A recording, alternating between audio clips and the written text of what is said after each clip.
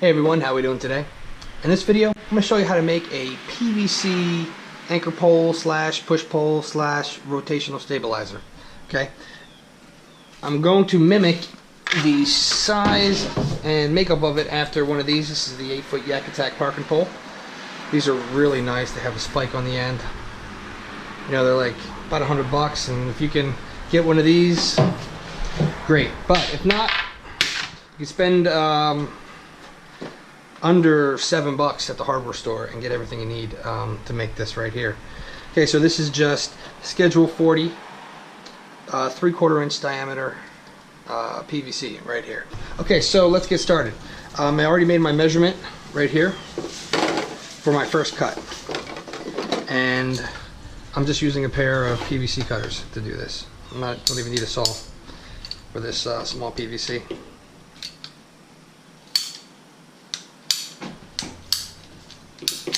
Okay, and then I got my second cut right here. See, I made the second cut about 11 inches, and you can make this thing as long or as short as you want, really.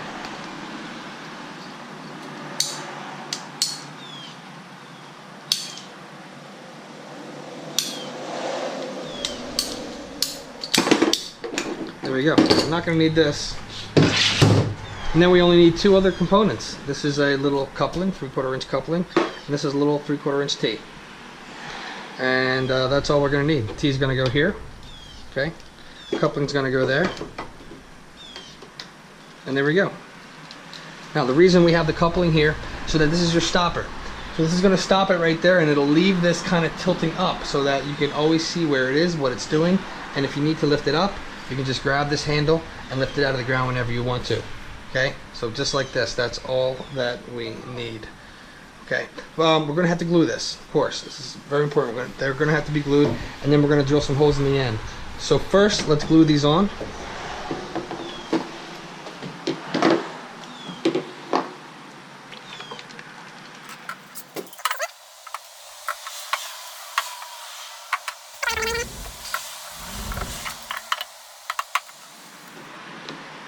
And there we go. Only takes about a minute to dry, so we can drill our holes on the bottom while we wait. I'm going to do these holes with a 3/4 inch, I'm sorry, a 3/8 inch drill bit here.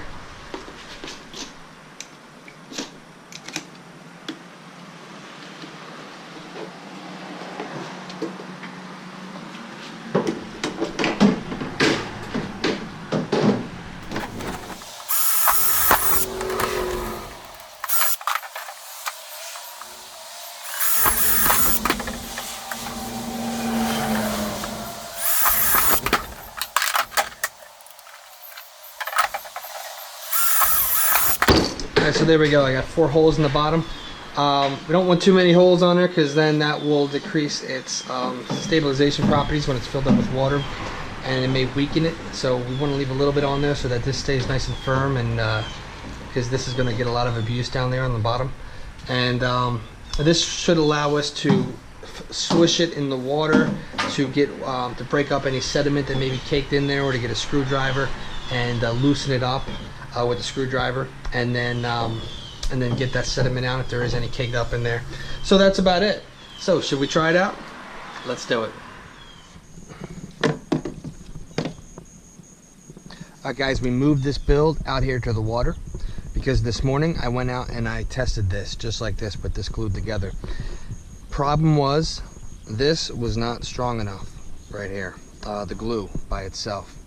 While I was down there using this anchor pole, I was pretty firmly anchored into the ground. The wind was blowing, and you know, this was bent like it should have been, and I needed to get over there and start twisting this thing out of the ground, and when I twisted, this popped out. So I don't think the glue is going to be enough. We're going to have to put some screws in here. Ideally, I think a bolt with a nylon lock nut would probably be ideal, but we're looking for we're going to try some screws and go out there and test it again and see if that works. So this should be the final step in building this. How did it work this morning when I first tested it? It actually worked phenomenal. Push poling was pretty good. You have to use this as the end that you push pole with. It actually worked better than I thought. And as far as it as a rotational stabilizer, it was excellent. and keeping me grounded. It did a pretty good job.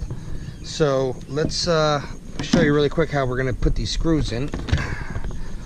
I'm going to put 3 here on each end of this coupling, and I'm going to do it with starting it drilling through holes. I'm going to put 3 on each side. So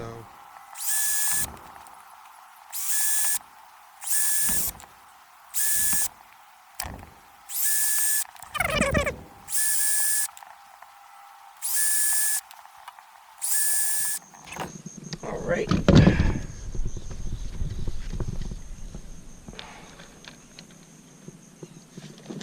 I'm using number 10, 5/8 inch in length machine screw, just screws here, sheet metal screws.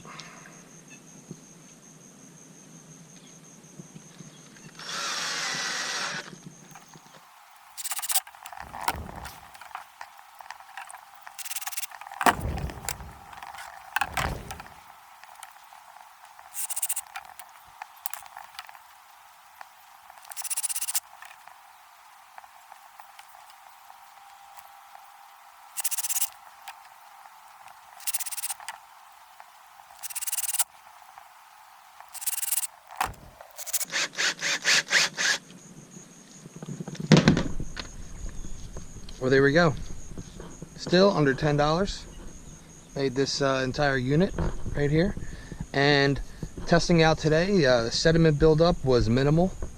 There was a couple instances where I did have some sediment get up to about here, but I was able to swish that around in the water and get that sediment out. So successful test. I'm going to get out there right now. We're going to test it again. All right, so we're going to slap this thing down here. There, pushing it in the ground, and that's it. It works.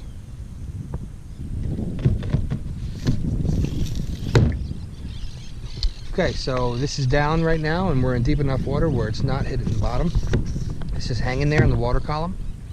So we are in effect using this as a rotational stabilizer right now. So it's acting like a rudder on the very front of the boat, completely opposite of the motor, equalizing the drag properties of the weight of the motor and battery and the front of the boat. Well, that's it. Hope you guys enjoyed watching it. Got a really nice little instrument here, under $10 to make, and it's fun. It only takes a couple minutes. If you want to see me try this out, check out our new alternative rotational stabilizer video on our website, and you can see this thing in action. Thanks for watching. If anyone has any questions, feel free to reach out to us anytime. Call us or email us, info@ultraskiff.com. Our website, obviously, www.ultraskiff.com. And as always, everybody, tight lines.